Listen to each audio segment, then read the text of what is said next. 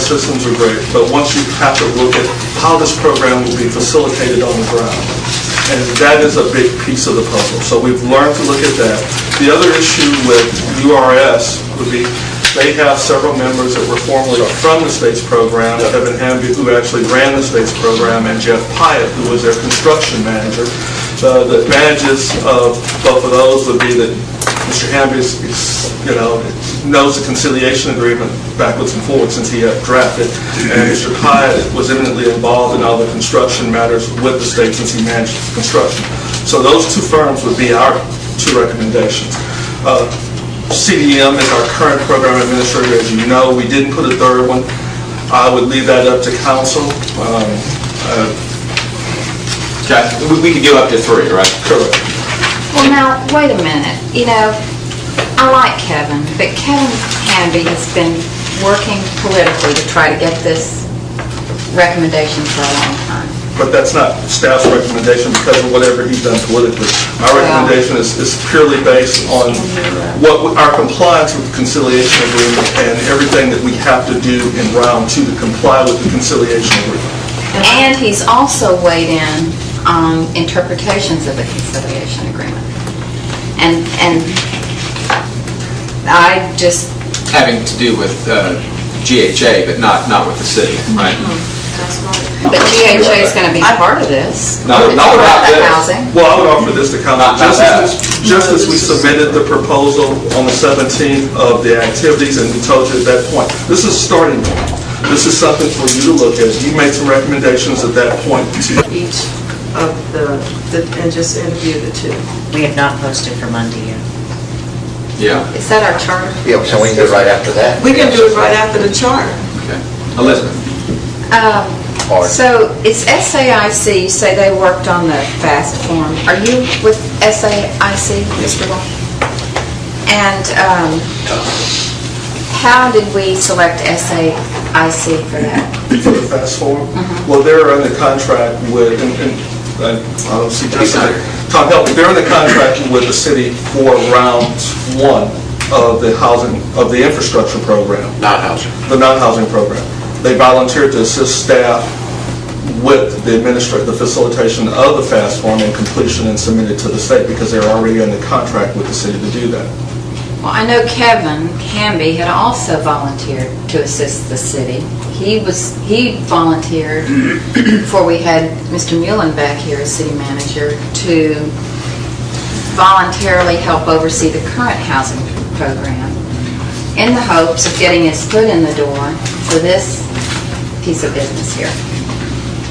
And at one point he had even been given the green light, I think, by Brian Maxwell to go ahead and do that, and that didn't proceed. But I had no idea that that staff was planning to make this selection for us, and that we were going to be told 8 days before we have to commit what your recommendations were, because there's been a lot of behind-the-scenes jockeying for who's going to get these positions. I mean, how much money are we talking about for this? I mean, how much is it going to, what's the value of the contract? It could be as much as $12 million.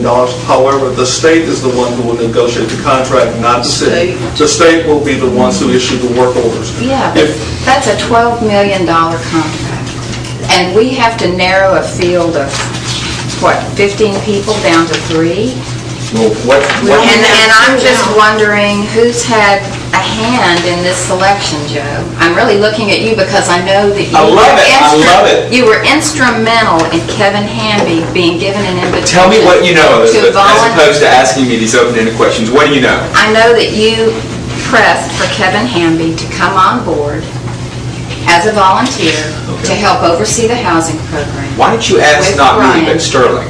Because he's the Brian one who's was made the city recommendation. manager. Seriously, ask him. And that the only way that got interrupted was when Mr. Muhlenbeck was hired. Ladies and gentlemen who are watching this is exactly what's wrong with City Council, lack of trust. Elizabeth, please, ask Sterling Patrick. I don't think he'd lie to you.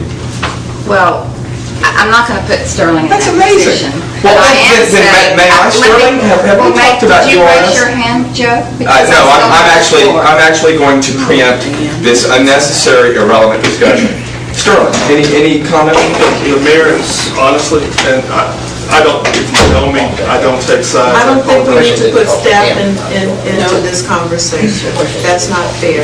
Well, but I mean, then what should I do? I've just I been think you should charged. defend yourself to Okay. her, but I don't. Elizabeth. Did you talk to Kevin Hamby? Were you involved in Kevin having been placed with CDM and Branson Housing when Brian Maxwell was acting city manager? No. Brian? You had no conversation with Kevin Kevin. about that at all? No. I just want to set the record straight. I did talk to Mr. Hamby. I never hired Mr. Hamby. Well, he was talked going to to me about it. volunteer. Exactly. And he never came on board. Sterling and I talked about it, and I felt it was not in the best interest to do that at that time, because Mr. Hamby had an interest down the road, and that's why we didn't bring him in. So that I was going to hire him is not correct. I think it got a little further than what we're being told here, Oh, that may be. I'm just telling you, when you said to me, I did not hire him, I just want to set that record straight. because I talked to people on city staff and at CDM at the time who said Mr. Hamby is now working as a volunteer to oversee the housing program. And Mr. Hamby's interest was in trying to, what Mr. Hamby told me, because I asked him about it, he said, that's true. And the reason I'm doing that is because I want the round 2 contract, and I want to make sure that you do round 1 well enough to get round 2 money so that there will be a contract for me to have. And that's exactly why I didn't let Mr. Hamby come on board at that time. Well, at the time I spoke to him, he was already on board, and then he was... He never did anything for me, and I don't believe he did anything for Sterling. And as you know, I